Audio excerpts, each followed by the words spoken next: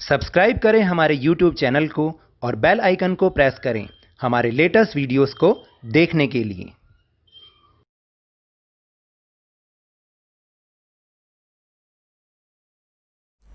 Hello and welcome to Lavneesh sir की क्लास। आज की ये शिक्षा निदेशालय राष्ट्रीय राजधानी क्षेत्र दिल्ली की वर्कशीट नंबर 94 जो कि कक्षा 6ठी से 8वीं के विद्यार्थियों के लिए है। यह ली गई है हिंदी विषय से और इसको आपको अपनी हिंदी की नोटबुक में ही करना है। तो बिना समय गंवाए अपनी इस वर्कशीट को शुरुआत करते हैं और मेरे साथ समझने की कोशिश करते हैं। तो देखिए, वर्कशीट तो हम शुरुआत करेंगे ही, उसकी शुरुआत करेंगे ही, लेकिन सबसे पहले आपको बता दूं, आज है 30 जनवरी और आज के दिन हमारे प्यारे बापू यानी हमारे महात्मा गांधी जी इस दुनिया से विदा ले गए थे, यानी उनकी आज के दिन हत्या कर दी गई थी, जिसके बाद वो अब हमारे बीच में नहीं रहे। देखिए, जो बापू ने सपना देखा था आज़ाद भारत का, एक ऐसा देश जिसमें हमारा अपना संविधान हो, और वाकई ही वो देश वैसे ही बना। तो इसी पर आधारित आज की हमारी कुछ वर्कशीट भी है, यानी कि हमारी वर्कशीट आधारित है देश पर। किस पर? देश पर। तो देखते हैं। प्रश्न नंबर 1 दिया हुआ है, नीचे दिए गए इस चित्र में क्या क्या और कौन कौन हैं, उनके नाम लिखिए और इनमें से किन्हीं 3 के बारे में एक एक वाक्य लिखिए। तो देखिए, यहाँ पर कुछ व्यक्ति और कुछ वस्तुएं दिखाई गई हैं, जैसे उनके आगे ये एरो भी लगा हुआ है।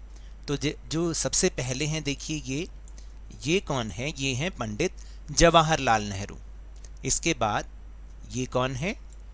ये हैं डॉक्टर राजेंद्र प्रसाद। फिर इसके बाद ये इनके हाथ में एक पुस्तक है जो कि हमारा भारतीय संविधान है। फिर यहाँ पर देखिए, ये एक पीछे जो खड़े हुए हैं ये हैं मौलाना अबुल कलाम आज़ाद। फिर ये जो पुस्तक दे रहे हैं हमारे देश के राष्ट्रपति जी को, ये हैं डॉक्टर भीमराव अंबेडकर जी। और यहाँ पर एक भवन दिखाया गया है। जानते हैं ये भवन कौन सा है? ये भवन है संसद भवन। संसद भवन जहाँ पर कानून बनाए जाते हैं और उन कानूनों का हम सब पालन करते हैं। तो चलिए, अब इन 6 में से हमें किन्हीं 3 पर एक एक वाक्य लिखना है। तो देखते हैं एक बार। तो मैंने चुना है एक तो डॉक्टर राजेंद्र प्रसाद को। डॉक्टर राजेंद्र प्रसाद हमारे देश के प्रथम राष्ट्रपति थे। फिर दूसरे पंडित जवाहरलाल नेहरू, जो इसमें है, पंडित जवाहरलाल नेहरू हमारे देश के प्रथम प्रधानमंत्री थे। और फिर तीसरे डॉक्टर भीमराव अंबेडकर।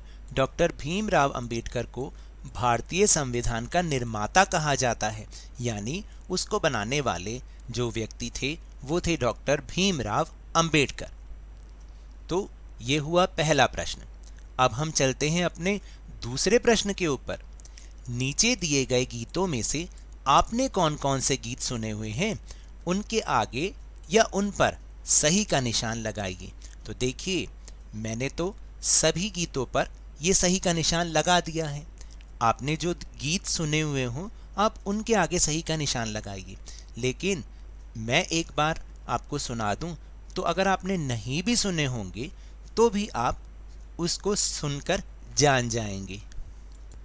जैसे पहला गीत है, सारे जहां से अच्छा हिंदुस्तान हमारा हमारा, सारे जहां से अच्छा।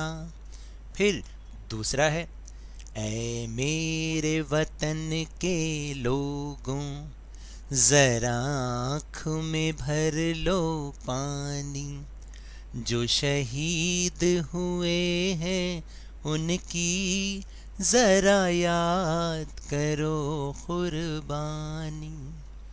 फिर तीसरा है, मेरा रंग दे बसंती चोला, ओए रंग दे हो मेरा रंग दे बसंती चोला, माए रंग दे बसंती चोला। फिर चौथा है, अब तुम्हारे हवाले वतन साथियों, कर चले हम फिदा जानो तन साथियों, अब तुम्हारे हवाले वतन साथियों। फिर पांचवा है, ये देश है वीर जवानों का, अलबेलों का, मस्तानों का, यहाँ गाते हैं रांझे, यहाँ गाते हैं रांझे मस्ती में, मचती हैं धूमें बस्ती में। फिर आखिरी है, ऐ मेरे प्यारे वतन, ऐ मेरे प्यारे वतन, तुझ पे दिल कुर्बान। तो अगर आपने नहीं भी सुना होगा तो आज सुन लिया होगा, तो इसलिए तो मैंने सभी गीतों पर सही का निशान लगा दिया। फिर है प्रश्न नंबर 3, ये सभी गीत किससे जुड़े हैं? नीचे दिए गए विकल्पों में से सही विकल्प के सामने तिरंगे का छोटा सा चित्र बनाइए। ध्यान दीजिएगा, सही विकल्प एक से ज़्यादा भी हो सकते हैं। तो आप बताइए कि ये जो अभी अभी हमने गीत सुने, ये किससे जुड़े हुए हैं? देश प्रेम से? जी हाँ, तो एक छोटा सा झंडे का चित्र बनाइए। देश की बुराई से? नहीं नहीं, बिल्कुल भी नहीं। बेईमानी से जुड़े हुए हैं? नहीं। भारत से जुड़े हैं? बिल्कुल सही। भारत के सामने फिर आप एक छोटा सा तिरंगा झंडा बना दीजिए, जैसे मैंने बनाया है। चोरी से जुड़े हैं? ना, बिल्कुल भी नहीं। देशभक्ति से? बिल्कुल, देशभक्ति से ये सारे गीत जुड़े हुए हैं। फिर चौथा प्रश्न है कि क्या सिर्फ देशभक्ति गीत गाना या सुनना ही अपने देश से प्रेम करना होता है?